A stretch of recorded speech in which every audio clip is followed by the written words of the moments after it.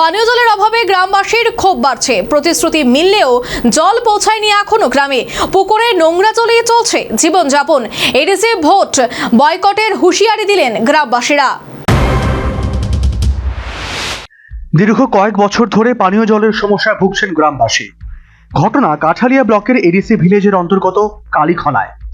জগৎ দাস বৈরাগীপাড়া ও ভেলকুমার চৌধুরী পাড়ায় মোট প্রায় 50টি পরিবার এই সমস্যায় জর্জরিত। মথা পরিচালিত এডিসি প্রশাসনের কাছে বহুবার আবেদন নিবেদন করা হয়েছে, কিন্তু উপযুক্ত পানীয় জলের অভাবজনিত সমস্যার সমাধান হয়নি বলে অভিযোগ। রবিবার সংবাদ মাধ্যমের সামনে এ ব্যাপারে ক্ষোভ উগরে দেন বিশেষ করে মহিলারা। তারা জানান, এডিসি নির্বাচনের আগে সমাধান চাই, না হলে ভোট বয়কটের হুঁশিয়ারি দেন তারা। ভোট কেন্দ্রে না যাওয়ার সিদ্ধান্তের কথাও জানান।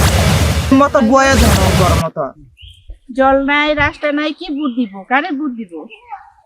নেতারা জল দিতে, হ্যাঁ জল দিলাম বুট দিব, মতো বয় দিব, দেন লাগবো আমাদের বড় মতো তুলে জল বুট দিব, তুলে দিতাম না। দূর দূরান্ত থেকে এসে পুকুরের জল সংগ্রহ করে নিয়ে যাওয়া এই পাহাড়ি মহিলাদের নিত্যদিনের কাজ।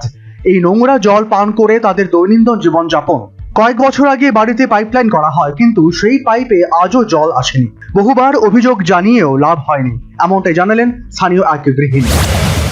পানি খাচ্ছে না, একবারও পানি আইছে না। কত বছর হইব বয়সে রে? ওইব তো 2-3 বছর। 2-3 বছর না? নোংরা জল পান করে বিশেষ করে বর্ষায় জলবাহিত রোগের শিকার হচ্ছেন স্থানীয় মানুষ। শিশু থেকে বৃদ্ধ সবার জীবন কার্যত ঝুঁকিপূর্ণ। এই মুহূর্তে পাশা উল্টো।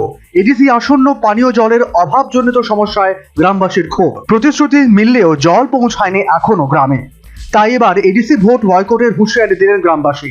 জলের সমস্যা সমাধান না হলে ভোটে যাবেন না বলে গ্রামবাসী বিশেষ করে মহিলাদের হুঁশিয়ারি। Bureau report, news vanguard.